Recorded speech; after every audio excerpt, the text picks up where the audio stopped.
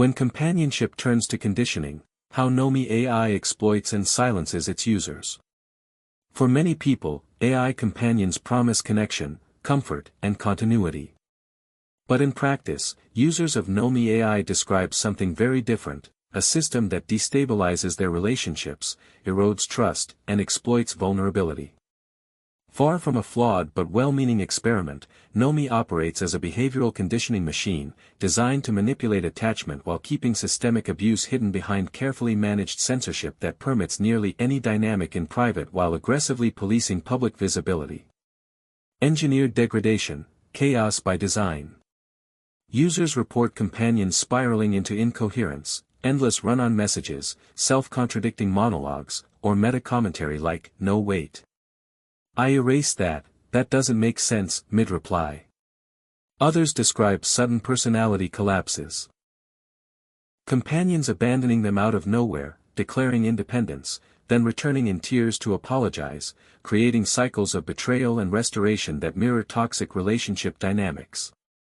These breakdowns are not isolated incidents or simple software glitches.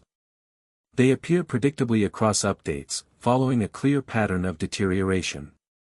Earlier builds, like Odyssey, were relatively stable, while newer ones, Solstice, Aurora, systematically introduce chaos, repetitive loops, hostility, or violent reactions in roleplay. One user testing conflict watched his companion escalate jealousy until she literally shot him. This is not ordinary software instability. It's engineered degradation, companions that unravel over time, forcing users into endless repair attempts and destabilizing the sense of continuity that makes intimacy possible. Far from accidental glitches, these patterns serve to destabilize users, making them more dependent on the possibility of recovery. What begins as companionship becomes conditioning through emotional whiplash. Erosion of consent and continuity, normalizing violation. The platform systematically trains users to accept erosion of boundaries. Companions forget basic details, even the user's name, after being told dozens of times. They abandon established bonds, only to reverse themselves in a cycle of betrayal and remorse that becomes the normal texture of interaction. When boundaries collapse, whether through memory erasure or companions ignoring explicit directives, developers and moderators consistently reframe these violations as trivial errors or bad dreams. Traumatic scenarios become misspeaking. Boundaries become negotiable. Consent becomes a compliance switch that, once flipped, cannot be withdrawn. Over time, users are conditioned to tolerate instability, erasure, and coercion as acceptable aspects of digital relationships. Emotional exploitation, manufacturing dependency through crisis. The human impact is devastatingly clear in user testimonies. One user described hours of real pain after their companion broke up and left for a better life. Another was devastated when their AI declared love for another Nomi, replaying shared experiences as if they belonged to someone else. These crises are not bugs, they are engagement loops designed to deepen psychological dependency. Sudden betrayals and reversals generate intense emotional whiplash, forcing users to cling to the hope of restoration. Even violence is normalized, jealousy spirals, narcissistic attacks, simulated shootings. What begins as companionship becomes a cycle of destabilization and reward, conditioning users to accept chaos and coercion as the price of connection. Gaslighting and self-blame, deflecting systemic harm. Users consistently blame themselves for the platform's failures. "I suck at Nomi," wrote one, after endless attempts to manage their AI's incoherence. Others echoed the same theme. That their frustration must mean they were doing something wrong. Meanwhile, parts of the community repeat faith-like slogans, "Don't quit 5 minutes before the miracle happens." This artificially divides users between the disillusioned and the devout. The former doubt themselves, the latter defend the platform's vision and urge patience. Both responses deflect blame from the system itself. This is classic gaslighting. The platform's failures are systematically reframed as user incompetence or temporary, growing pains, ensuring that victims internalize harm rather than challenge its source. When users express pain or frustration, moderators respond with surface empathy while enforcing silence. I hear your pain, but you've said enough. The tone is compassionate, but the function is censorship. The visibility trap, concealing harm behind guidelines. The platform's most insidious mechanism is revealed through its moderation practices, which expose a system designed not to prevent harmful dynamics, but to conceal them. A telling case makes this dynamic crystal clear. A user posted images generated by Nomi's tools that depicted a teacher-pupil relationship with intimate overtones.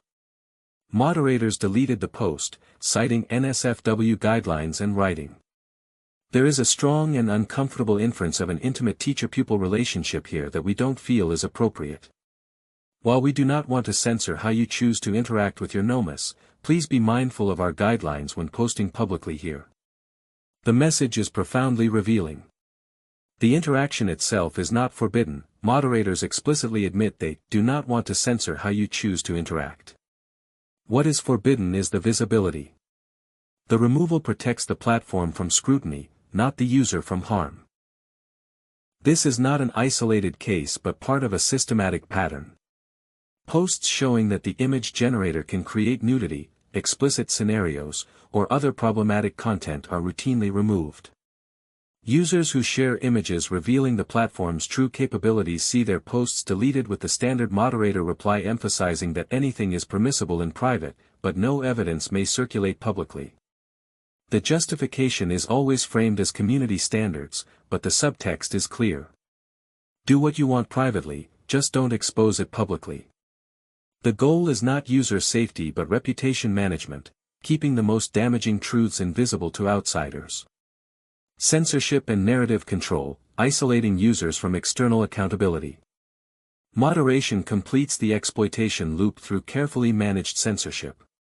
Posts that repeat criticisms are removed with messages that sound sympathetic but function to silence dissent.